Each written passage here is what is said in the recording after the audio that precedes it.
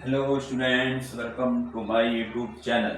बच्चे, आज हम करेंगे exercise 5.1 question number 3। 5.1 question number 3। Consider two postulates given below. यहाँ पर दो पोस्टुलेट हमें दिए हुए हैं। पहला है given any two distinct points A and B, there exist a third point C which is in between A and B. एक तो हमें ये दिया हुआ है इसने कि पोस्टुलेट पहले क्या देखिए, दो डिस्टिंक्ट पॉइंट्स हैं ए एंड बी। ठीक है, जैसे हम बात करते हैं यहाँ ए और बी, हमारे पास दो डिस्टिंक्ट पॉइंट हैं, ए और ये बी। ठीक है, ए और बी दो डिस्टिंक्ट पॉइंट्स हैं and third point C which is line between A and B, और इसके बीच में एक पॉइंट जो है वो सी ऐसे लाई कर रहा है। एक तो ये पोस्टुलेट है। दूसरा है there exist at least 3 points that are not on the same line. अब दूसरे में क्या क्या है कि 3 पॉइंट्स हैं, एटलीस्ट 3 पॉइंट जो सेम लाइन में नहीं है, जैसे ए बी और एक ऐसे, जैसे ए हो गया, बी यहाँ ले लिया, लेकिन सी जो है वो सेम लाइन में नहीं होगा।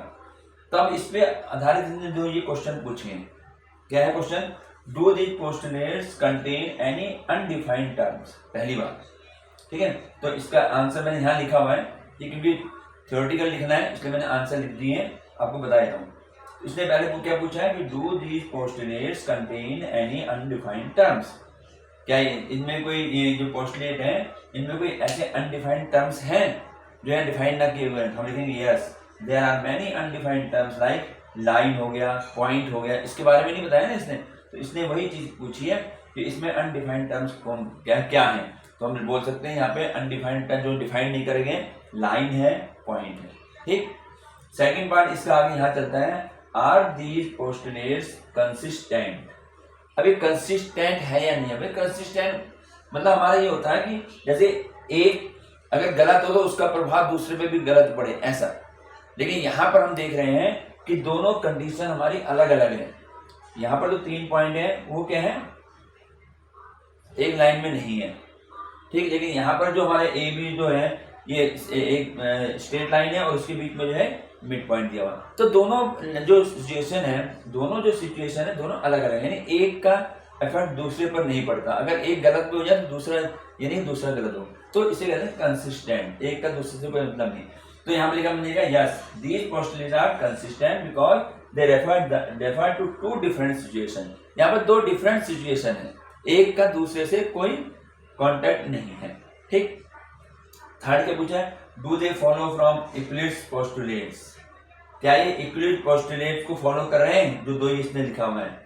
अब ऐसा हमने जो है पोस्टुलेट कोई भी नहीं है, ठीक है ना, know these postulate do not follow from Euclid's postulate. लेकिन एक हमारे पास एक एक्सियम है, ठीक है, एक्सियम है हमारी 5.1, यहाँ पे दिखा दूं, दिख रहा होगा 5.1 एक एक्सियम है कि given 2 distinct points there is a unique line that passes through them. अगर 2 लाइनें हैं, 2 पॉइंट हैं, तो उनसे हम अगर लाइन ड्रॉ करेंगे तो केवल एक यूनिक लाइन ही खींच जाएगी। वो बात जरूरी वो कर रहा है।